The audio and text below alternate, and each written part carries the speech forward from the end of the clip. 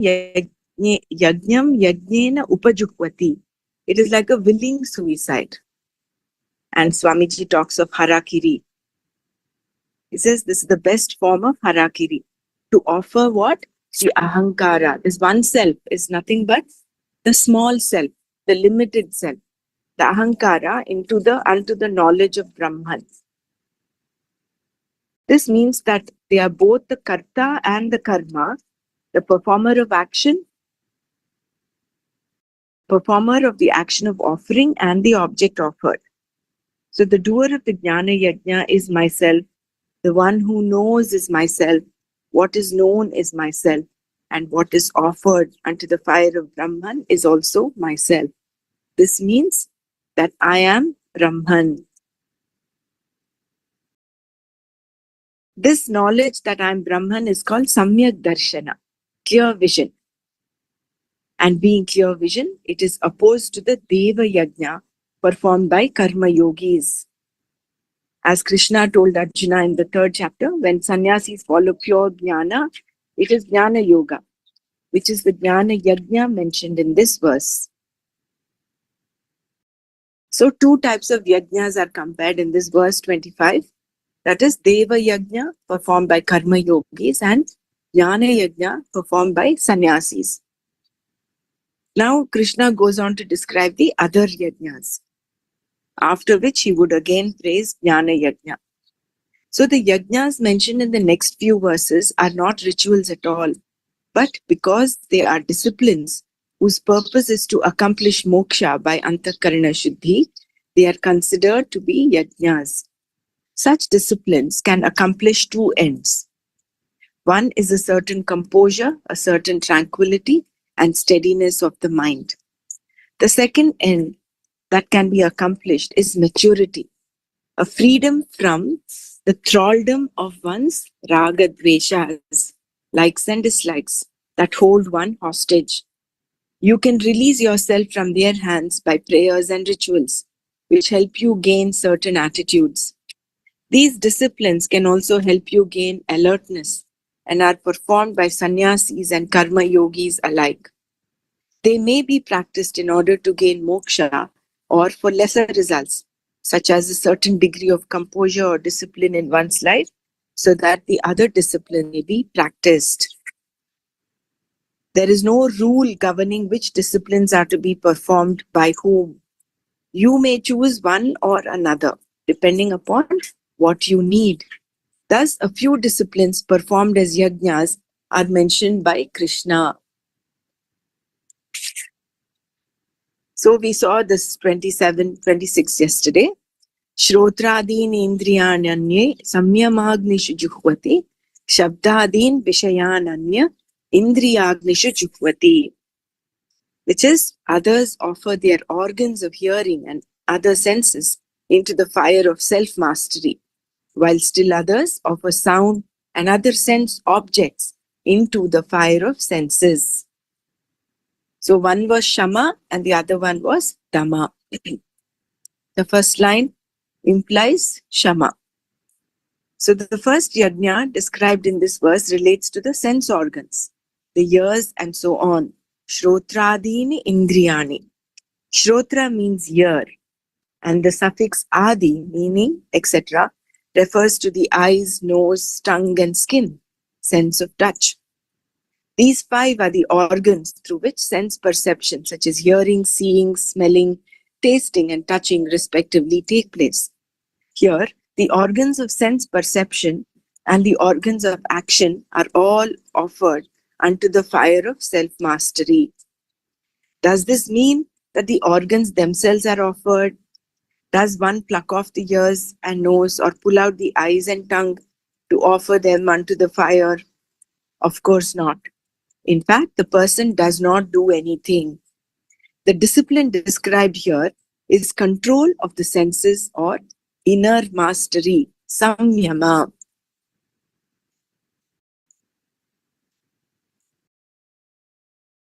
Having a say on your mind, self-mastery. It is like the tortoise, kurmongani va sarvashaha. So when encountering the sense objects, What does the tortoise do? When it encounters danger, it just withdraws its limbs. Similarly, here you are mastering yourself. People who follow this discipline are practicing samyama, meaning that they do not go by their fancies. The senses are always going outwardly. And what are they? They're just reporters. They report whatever they see, hear, touch, feel, taste to the mind. And then the mind takes action. So here, despite the senses seeing whatever they're seeing, hearing what they're hearing, there is nothing that is done because the mind is under one's control. There is samyama. In other words, they practice alertness with reference to the senses. A discipline is not an end in itself. We see this alertness or deliberateness in Buddhistic meditation. Those who practice this discipline remain aware of everything that they do, even the opening and closing of their eyes. This practice definitely has its benefits, but it can create tension also and should be followed up with inquiry. So just having discipline is enough. That is not an end in itself. It is only to prepare the mind. So discipline has to be followed by self-inquiry. Inquiry should be the main emphasis, whereas the practice itself is a discipline, meaning that it is not an end in itself. This discipline is a means for gaining a certain composure. It's only to gain that stillness, steadiness of the mind and purity of the mind. Thus, the first yajna mentioned in this verse is a discipline wherein the sensory activities dictated by fancies are offered unto the fires of self-mastery. Samyama agnishu. The sense organs being many, fire appears in its plural form here. It should be noted that it is the activities that are offered, not the senses.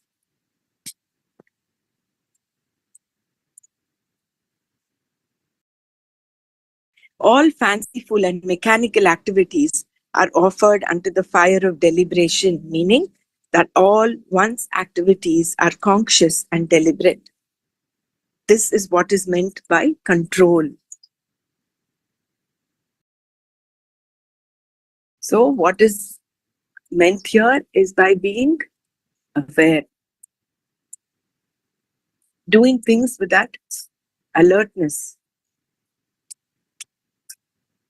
And you're not just following your fancies. You're not just overpowered by your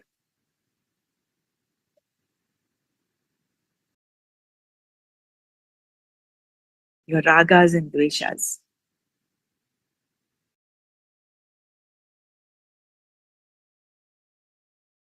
The other yajna described here is the offering of the sense objects, sound and so on, shabdadin vishayan, which include touch, form, taste and smell.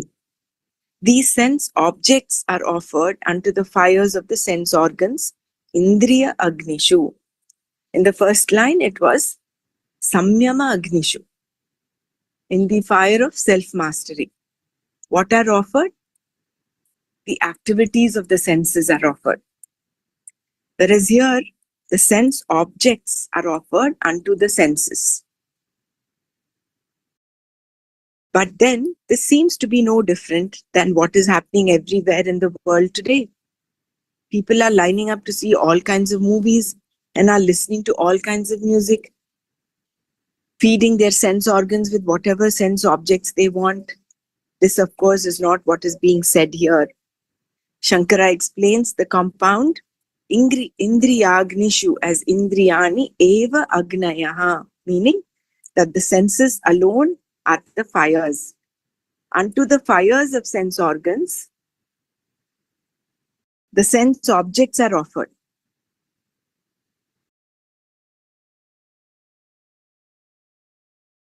Unto the fires of sense organs, the sense objects are offered. Taken literally, it would seem that sounds are offered unto the ears, forms are offered unto the eyes, smells are offered unto the nose, tastes are offered unto the tongue, and touch is offered unto the sense of touch. This is what we commonly do throughout our entire lifetime. Where then is the discipline here? We are talking about yajna, which means discipline. So what is the yajna then? Because anyway, people are doing this. Anyway, all of us are doing this. We are offering sense objects into the senses day in and day out. And when the moment we wake up, discipline and activity. So to clarify this point, Shankara says that for the people discussed in this verse, there is a discipline in all this. Just as a mother decides what her child should eat, how much and when, and this becomes a discipline for the child until he can decide these things for himself, so too yogis follow certain disciplines. Some follow Shama, which is mentioned in the first line of this verse, and others follow Dhamma, mentioned in the second line. The senses are offered with a certain discipline. How much to see, how much to hear, how much to talk, how much to walk, and so on. Knowing how much to eat, for example, the person eats no more. Just give me a second.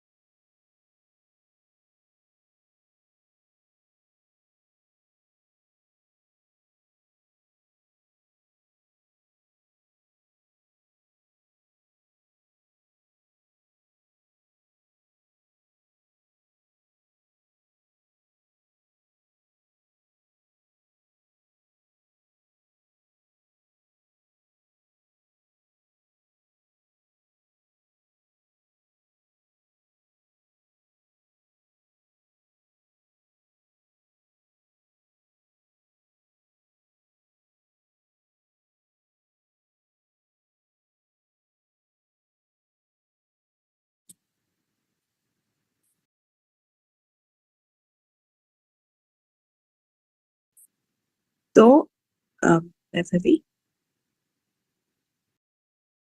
Yeah, so with reference to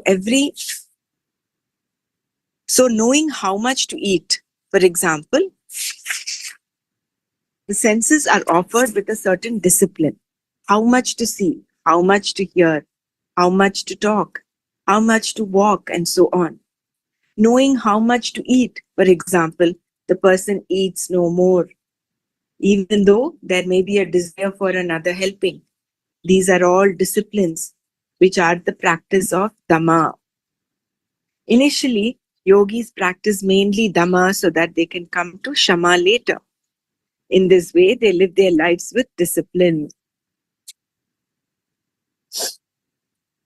If you look at all our courses, we start off with Dhamma. We start off with saying, actually, Shama, Dhamma, both are involved there. When we tell them, stick to a vegetarian diet, no coffee, no tea. So there itself, there is a restraint of the senses.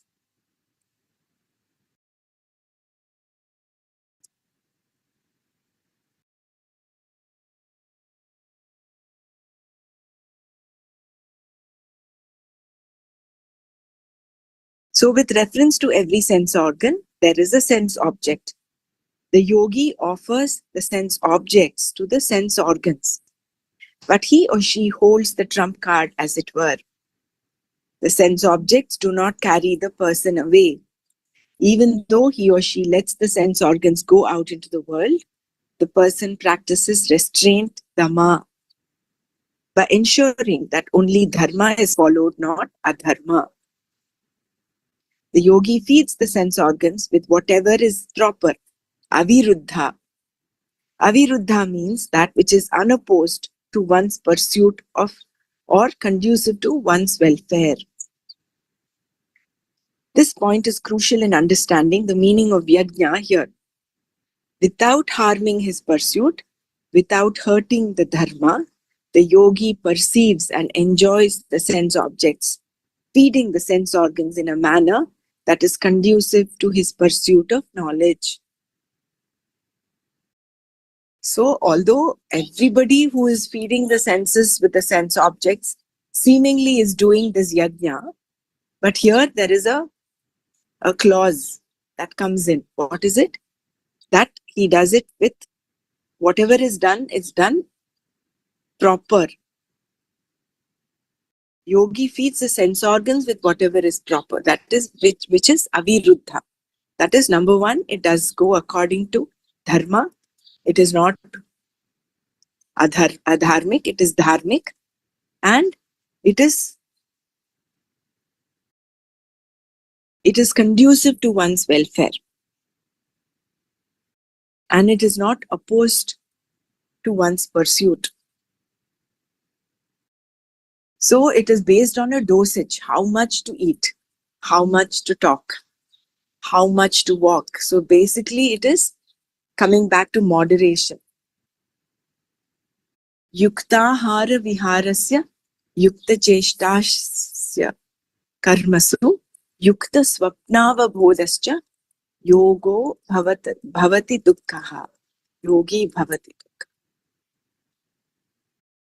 That is, I think, in the 6th chapter where Krishna talks about moderation in activity, in rest, in eating, in sleeping.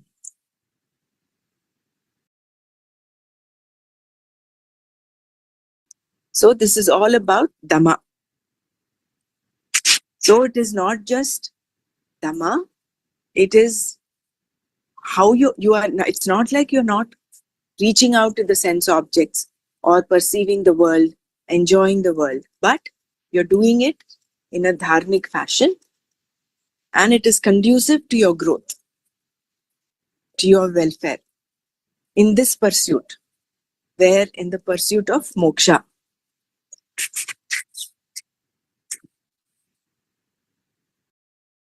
So, without harming his pursuit, without hurting the dharma, the yogi perceives and enjoys the sense objects, feeding the sense organs in a manner that is conducive to his pursuit of knowledge. I remember once Gurudev, some story that Guru story that had come up long back was, I think it was to do with Vinod Menanji. So he was supposed to, from the ashram, this was long back, he went out to watch a movie and he came in very late. And Gurudev was actually asking for him. So when he finally came back, he kept him waiting for him. Gurudev kept him waiting. He didn't allow, the Dwarapalakas did not allow him to get into Gurudev's kutir. And after a long time, he was allowed in. And then Gurudev, of course, knew where he went, what he did.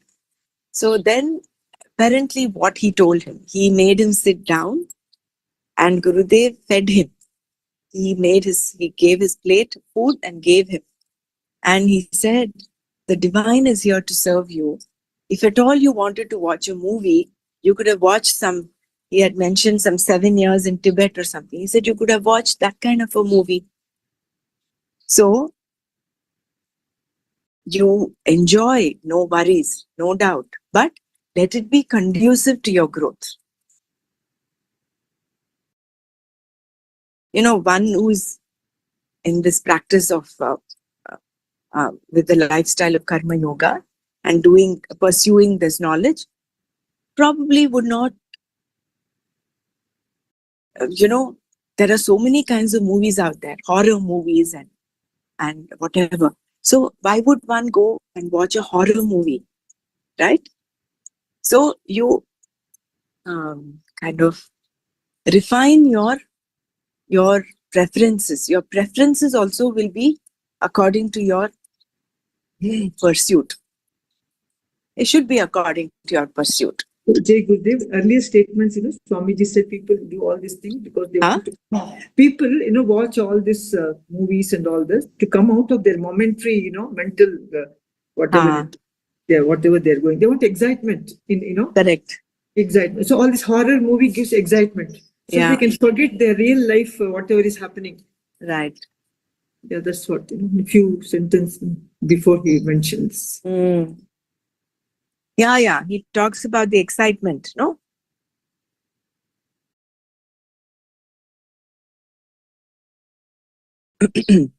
That is true. People want to escape from the reality. That's why they go and watch movies and all these things, horror movie and all these things. Just that is why, see, any of these disciplines which is not backed by self-inquiry is a waste. It only remains a discipline. For what use? very big. It's like all the agoras. They do so much of rigorous discipline. I'm no authority to comment on what they do not do, but on the face of it, it looks like, see, all the fire walking and all those rigorous tapas that they do, if that is not backed by self-inquiry, it becomes futile. Even Gurudev mentioned, he asked one of the yogis standing in one leg, "Kya aapko mukti mila hai kya?" He asked. Yeah. So like that doesn't, unless you have the jnana yoga.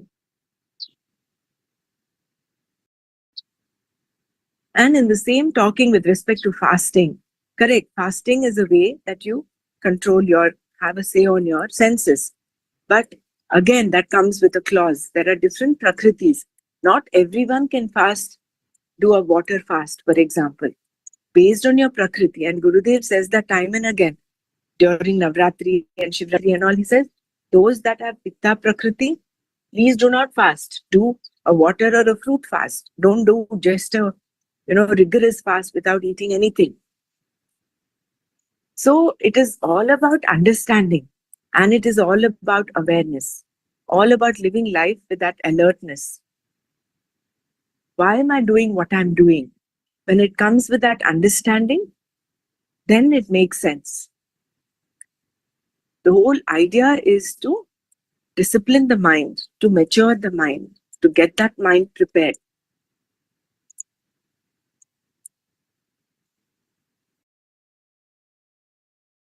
So the word juhvati in this verse is also important. It does not simply mean to feed the sense organs or to sacrifice something. It means that you're doing the offering, you hold the trump card and are not letting the senses feed themselves. The senses want more. Your fancies always demand more. But you say no. This is like a child wanting the chocolates that he had collected on Halloween, but the mother says no. Why not? The child says. They are my chocolates. I went around and collected all of them. Why should I not eat all of them? Yes, the mother explains. They are your chocolates, all right, but I will keep them for you. You may have one today and another one tomorrow. Even though the child may cry, the mother remains firm. Here, you do the same for yourself. You mother yourself by disciplining the demands of your fancies, which is the practice of Dhamma. So beautifully put up. I know we did this yesterday, but I thought it was good for us to redo that one more time. It's very nice actually. When you redo, we are able to again, the second time, it goes to the memory. Correct.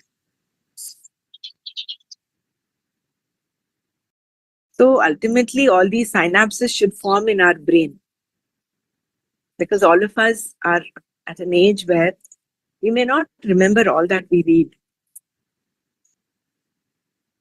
all the points. So a bit of repetition will help. And Manana also will help. So everybody should share. See, when you share something, whatever you share remains in your memory. That is why China would always insist.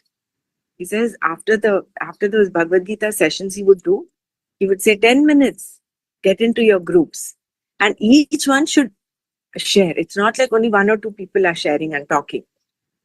It should not be like another session. It should be sharing. Whatever is your takeaway, whatever has touched you, whatever you felt, oh yes, this is it. This is something that I will take away from this session. So that way, again and again, when we do that, then the whole group, the Sangha, will, benefit. Each one benefits, the Sangha also benefits. Actually, I don't know whether I posted this particular reel that Gurudev talks about how Sangha is important. I think I did. Maybe you can check the group. So beautifully, he says, you stay with the Sangha, continue your practices. And Sangha means all like-minded people together. Like-minded people, yeah. Follow knowledge. Yeah, you posted it. You posted it in I posted the it, yeah. latest. Yeah. Very nice. So being in a Sangha, when all of us, of course, we're all doing Shravana, no doubt. But when we also share, then it'll be even more fruitful, more fulfilling.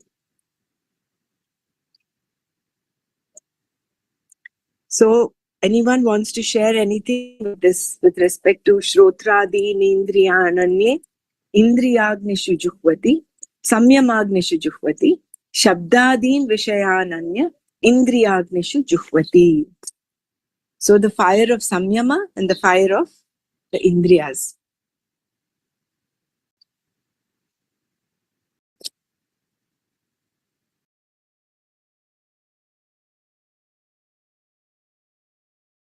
Further, Krishna says, Sarvani Indriya Karmani Prana Karmani Chapare Atma Samyama Yogagnau Jukvati Jnana Deepite. Apare, others, Jnana Deepite, lighted by knowledge, Atma Samyama Yoga, Yoga Agnau, in the fire of self-mastery, Sarvani, all, Indriya Karmani, activities of the senses, Prana Karmani, activities of the organs of action, and the actions of the pranas, Cha and Juhvati, offer. So, Apare Jnana Deepite, Atma Samyama Yoga Agnau, Sarvani Indriya Karmani, Prana Karmani, Cha Juhvati. Others offer all the activities of the senses and the organs of action unto the fire of self-mastery lighted by knowledge. The seekers discussed in this verse are sannyasis but not jnanis.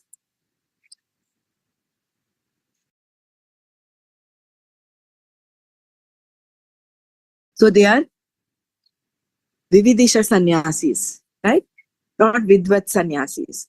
Because they are sannyasis with no obligatory duties to perform, they offer all activities except those required to maintain the body unto the fire of self-mastery, Atma Samyama Yoga Agnau Juhvati.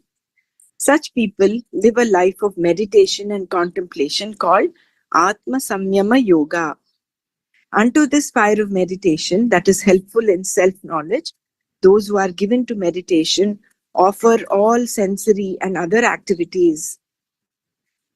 For the people discussed here, the usual activities of life resolve into one life of meditation. Thus they do nothing but meditation and whatever that is necessary to maintain the body so that the knowledge can be gained. The previous work talked about seekers who live in the world, but seekers in this verse are renunciates. They remain where they have to remain, live a life of meditation, and pursue knowledge. Here then, meditation is being emphasized. These seekers are sannyasis as well as yogis. For them, there is viveka, their discipline being lighted by knowledge, jnana deepita. In other words, they know exactly that they want the knowledge that is moksha. Self-mastery leads to knowledge. Here, jnana deepite means lighted by knowledge, a knowledge of what is right and wrong, what is nitya and anitya, real and unreal. Thus, both vairagya and viveka are there. But Dhamma and Shama are still to be gained. In order to gain this self-mastery, these seekers have given up all activities and have taken to a life of meditation. Such sannyasis are many.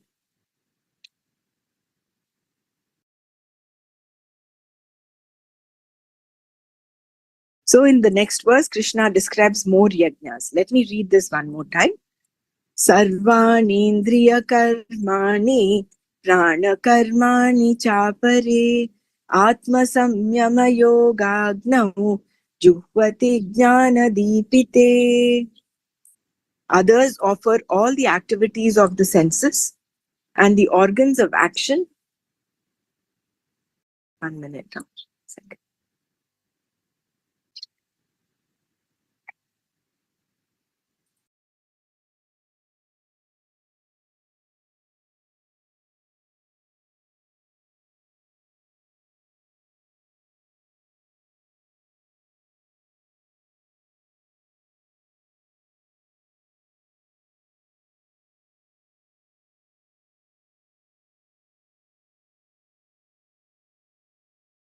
Others offer all the activities of the senses and the organs of action unto the fire of self-mastery lighted by knowledge.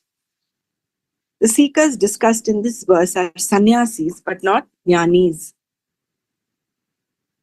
Because they are sannyasis with no obligatory duties to perform, they offer all activities except those required to maintain the body unto the fire of self-mastery. Atma Samyama Yoga Agnau Juhvati. Such people live a life of meditation and contemplation called Atma Samyama Yoga. Unto this fire of meditation that is helpful in self-knowledge, those who are given to meditation offer all sensory and other activities.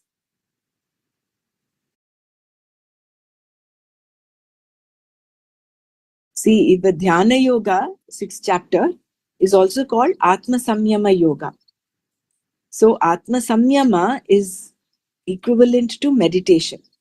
So unto this fire of meditation that is helpful in self-knowledge, those who are given to meditation offer all sensory and other activities.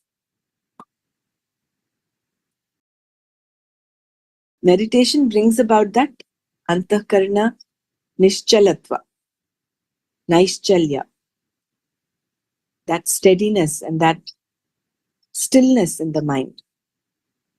For the people discussed here, the usual activities of life resolve into one life of meditation.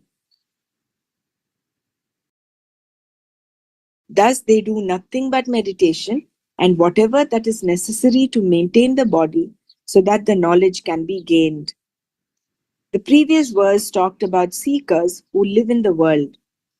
It's all about senses, sense organs, and sense objects, right? The previous verse. Whereas here, but the seekers in this verse are renunciates. They remain where they have to remain, live a life of meditation, and pursue knowledge. Here then, so they are not even the question of fancies and ragadveshas and all that is already taken care of by them. So they have crossed that part. Their mind is mature. That is why they've taken to sannyasa in the first place, right? So, because unless the mind is mature and ready, one cannot take to true sannyasa. I mean, they may be wearing orca robes, but that doesn't mean they become sannyasis. So becoming true sannyasis requires a degree of maturity. So they remain where they have to remain, live a life of meditation and pursue knowledge. Here then, meditation is being emphasized. These seekers are sannyasis as well as yogis. For them, there is viveka, their discipline being lighted by knowledge. Jnana deepita. So what is the discipline they follow? That of meditation. And how is that? That is lighted by knowledge. In other words, they know exactly that they want the knowledge that is moksha. They're not yet jnanis. They're still work in progress, but they know that this is what they want. This is what is required. Self-mastery leads to knowledge. Here, Jnana Deepite means lighted by knowledge. A knowledge, so what is this knowledge? This knowledge of what is right and wrong, what is real, unreal, what is Nitya, Anitya. Thus, both Vairagya and Viveka are there, but Dhamma and Shama are still to be gained. In order to gain this self-mastery, these seekers have given up all activities and have taken to a life of meditation. Such sannyasis are many. So, any sharing before we go on to the next verse?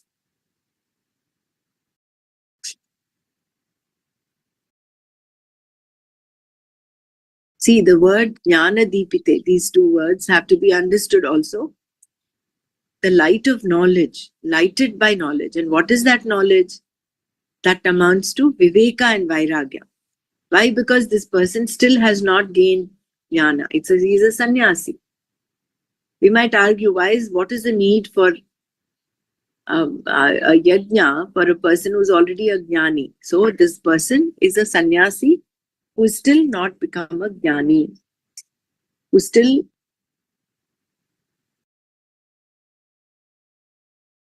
is still a sadhak. Jai But Gurudev. yes. Yeah, please go ahead, Brahma. No, Bela, I'm done. You just say.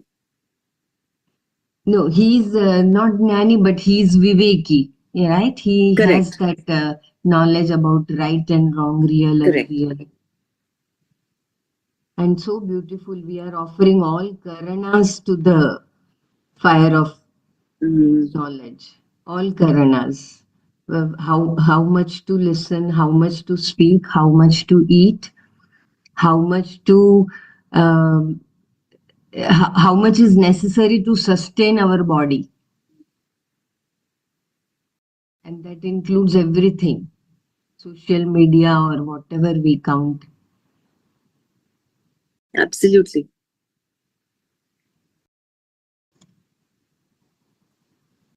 Yeah, Jitendriya, Sanyamendriya.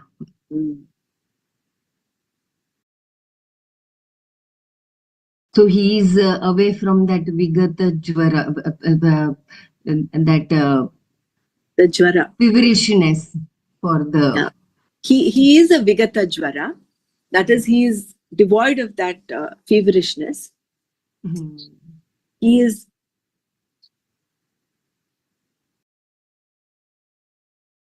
Tatvagnya, he knows the reality. This particular verse, the sannyasi is still has not attained the knowledge yet. He's taken to the lifestyle of sannyasa, and that is why he's practicing Atma Samyama Yoga. That is meditation. So he's offering this what is that? So in the beginning, does he need, like in the beginning, maybe he has to apply some force? Is it okay? Like in the beginning, you may feel like second serving. At the back of your mind, you feel that you are still little hungry. You can have it. But then he knows that I have to stop here. This much is enough for me.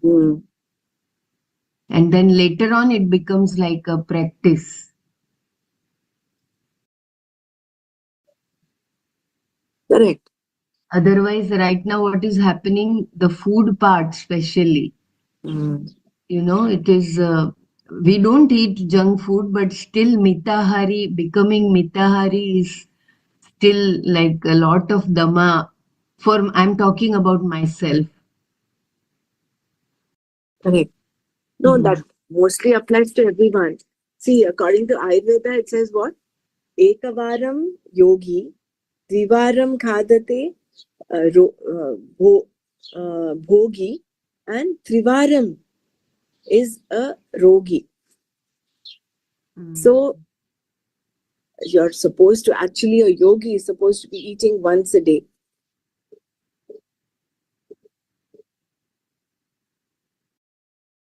Twice a day, again, Again, here we cannot be hard and fast. We have to go according to our prakriti. But what I'm saying, what you said very rightly is, there is a lot of indulgence in the senses. See, if you go back to that previous verse, it says, which is according to dharma, number 1. So where what is taken care of? The lobha is taken care of. Greed is taken care of.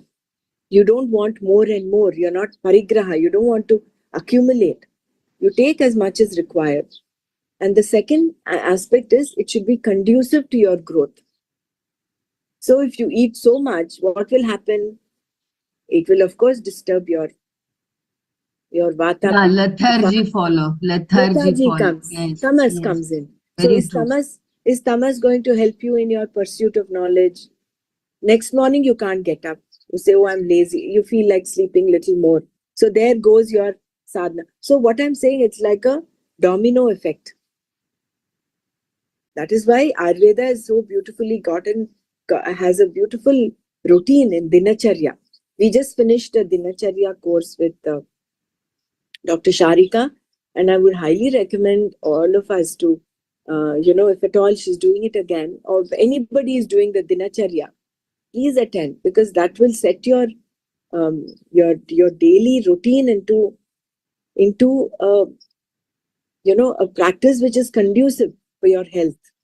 See, unless we are healthy in our body, the mind will not be aligned. Mind and body are so connected. So in order for us to, that is why health in all aspects is required. Physical health, mental, emotional. Dee, if you get a Dincharya course again workshop, please share Yeah. it. I don't remember whether last time I shared it in this group, but I think I shared it individually with some people. Next time, yes, I will certainly let you know. So she takes it once in a month, something like that? No, this is after a long gap. She took one during COVID, and then after a long gap, I got to know she's taking again. And it was June 13th and 14th. And it was nice to revise, because it's good to get back into the groove. Yeah. So, Brahmraji, whatever courses you do, just share it, maybe in the group or individually. I have Yeah. seen over the years it carries a lot of weightage. Thank you. Whoever's not done Sanyam 1, there is one online Sanyam that's happening. I shared it with Bela because she was asking about that, but I'll share it in the group as well. Yeah, but I would look forward for this Dincharya. Yeah. Thank Okay. you. Yeah.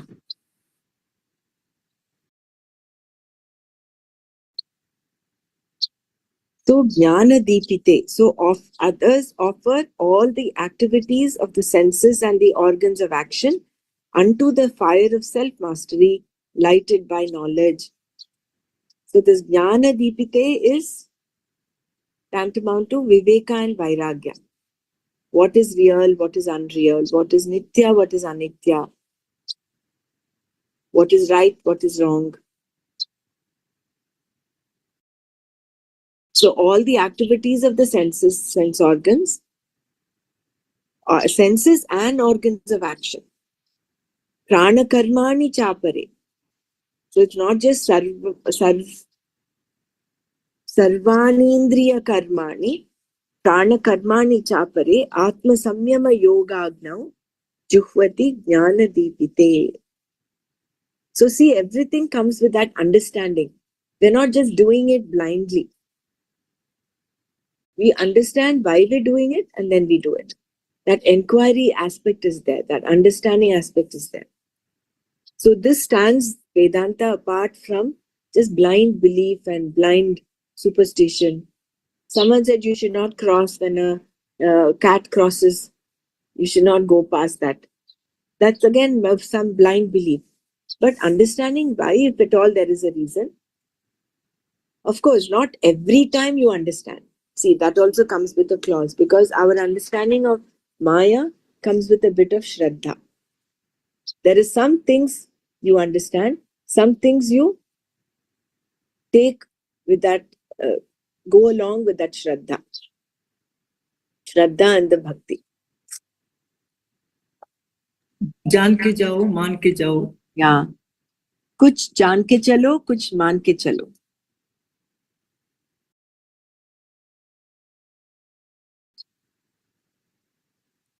But when it comes to these disciplines, it is best to, it is coupled with inquiry, coupled with understanding, coupled with maturity. See, I remember that we've shared that story several times here, is if you really understand, see, this person who was driving Gurudev in and out of Bangalore, he had this practice whenever he is leaving or driving, he would go take blessings from Gurudev's picture.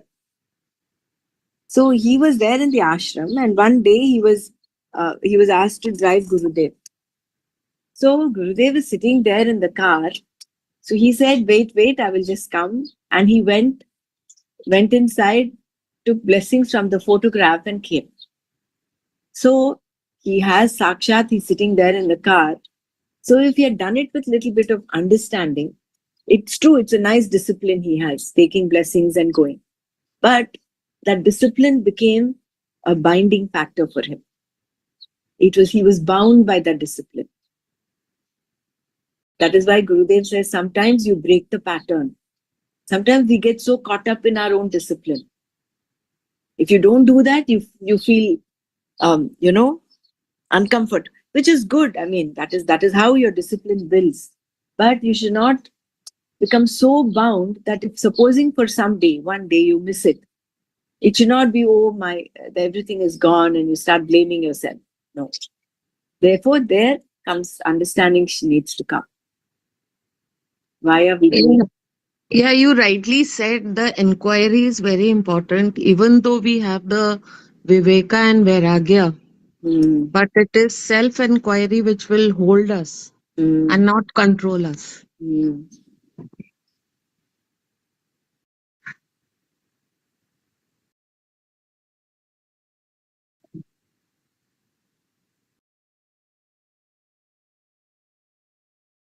See, my father, for example, Nana, he chants the Bhagavad Gita, and he's been doing that for now, I think, 33 plus years now. So he does it every day. When everything is conducive, he does it. After his breakfast, he does all his nitya karmas, and this is actually part of his nitya karma. So he sits and does the whole reading in one go. He doesn't even break anywhere. But there are some times when there are some other family activities that bring in a little break in this. So what he does, he does the same thing the next day. He does it twice over. Or if there's a break sometimes. So he does some in the morning and some after he's finished the active family activity, he does that in the evening. But the continuity doesn't break, as in doing it doesn't break. So similarly, see, otherwise if he was stuck on saying, oh, I have to do this, it becomes very rigid, no? That discipline itself, it becomes very rigid. So again, coming back to the middle path, the golden path, moderation. At the same time, not being lazy. See, even in yoga, we tell people, do as much, stretch till you feel that stretch and that just the beginning of the pain. You stop there. But don't be lazy. Don't just do half of what you can do and say, oh, I've done it. So in every aspect, getting that balance is important. And no doubt the sattvic sukha, yattadagre vishamiva, pariname amrutopamam. So in the beginning, any form of discipline will seem a little difficult. Dinacharya, for example, it says you must wake up at Brahma Muhurta. So that itself becomes difficult for many people, right?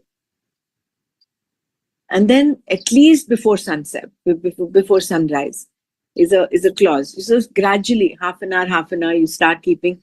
You keep waking up half an hour earlier than yesterday.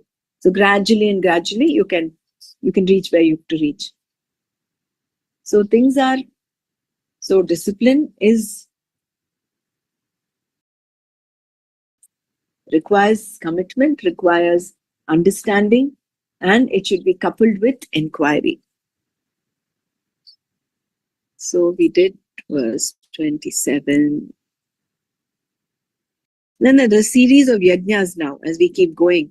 So the next verse, Krishna describes more yajnas. What is that? Dravya yajnas, tapo yajna, yoga yajnas, tatha pare, swadhyaya jnana yajnascha, yataya samshitavrataha. Tatha, so too, apare are the others. Dravya yajna, those who distribute wealth. Tapo yajna, those who follow prayerful disciplines. Yoga yajna, those who practice yoga. Cha, and swadhyaya jnana yajna, those who pursue knowledge. Samshitavrataha, those of firm vows.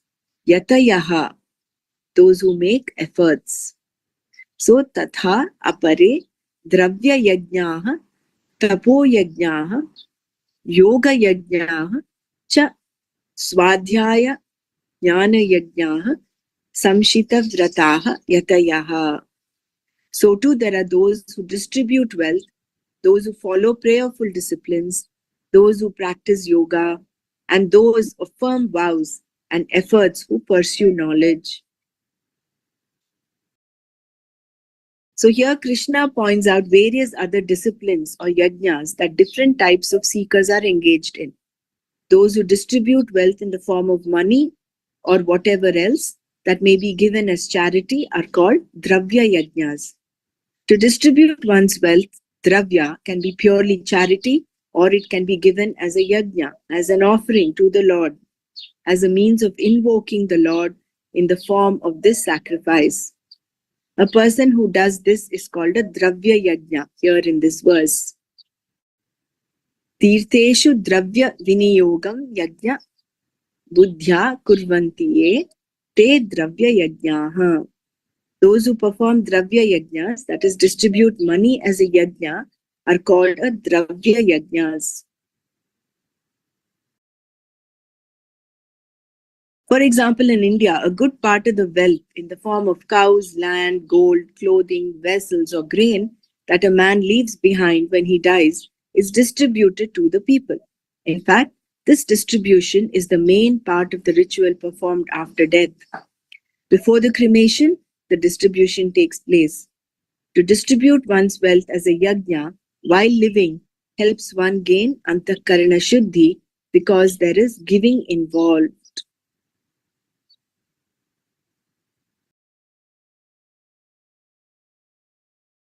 Another set of seekers described in this verse are the tapo yajnas. Those who practice various types of tapas are called tapo yajnas. Tapaha yajnaha esham te tapo yajnaha. Bahuvrihi samasa. So those who practice the various types of disciplines as a yajna are called as tapo yajnas. Tapas refers to any kind of prayerful discipline undertaken for the sake of atonement or discipline. The vows that one takes are also tapas. Some people, for example, take a vow of not eating on Ekadashi, the 11th day of the moon, each month and spend the day in prayer. Such people are called tapo yajnas. Tapas is not just any discipline, it is a prayerful discipline. Otherwise, even jogging and aerobics would become yajnas. Here, the attitude is religious and therefore is again for antakarana shuddhi. Those seekers who follow Ashtanga Yoga, 8-limbed yoga, are called yoga yajnas. Ashtanga Yoga is a prayerful discipline wherein the Lord is worshipped. Ishvara Pranidhanam is one of its prescribed observances, niyamas. Still others who are yatayajna, yatayaha samshitavrataha, people of effort and people whose vows are very clear are Swadhyaya Jnana Yajnas, those who follow the discipline of study and knowledge. Swadhyaya Yajna refers to those who learn to chant or recite their own Veda.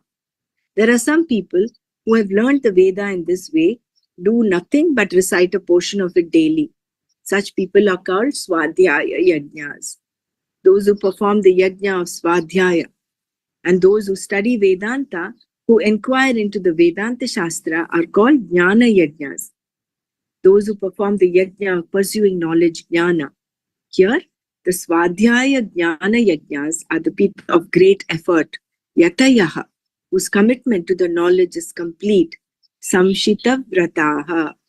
And these people do both these yajnas and are therefore referred to as Swadhyaya Jnana Yajnas in this verse. Other seekers follow the discipline of pranayama or breath control, one of the 8 limbs of Ashtanga Yoga, which is also looked upon as a yajna, as we shall see in the next verse. So, Dravya Yajna, Tapo Yajna, Swadhyaya Jnana Yajna,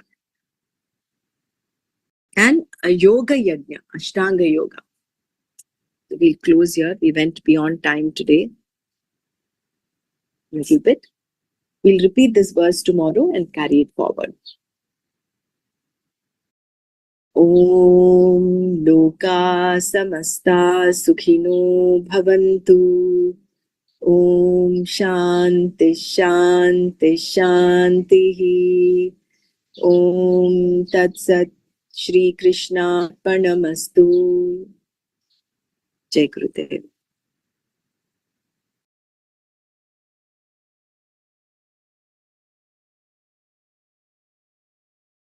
एकमेवाद्वितीयं ये ब्रह्मा निर्गुणं निश्चलं निर्विकारम् एकमेवाद्वितीयं ये ब्रह्मा अत्र वेदान्तमेव प्रमाणम् बोधक सद्गुरु तत्त्वनिष्ठः ईश्वरानुगृहीतेन वेद्यम् एकमेवाद्वितीयं ये ब्रह्म ज्ञानगम्यं तुरीयं हृदिस्थम् आत्मरूपं हि तत्-येन ज्ञातम् सोऽध्वनः पारमाप्नोति सत्यम् एकमेवाद्वितीयं ये ब्रह्म ब्रह्मज्ञस्य तु ब्रह्मैव सर्वम् नास्ति मोहो भयं नैव दुःखम् तस्य स्वानन्दमग्नं हि चित्तम् एकमेवाद्वितीयं ये ब्रह्म निर्गुणं निश्चलं निर्विकारम् एकमेवाद्वितीयं ये ब्रह्म एकमेवाद्वितीयं ये ब्रह्म ब्रह्मैव सत्यम्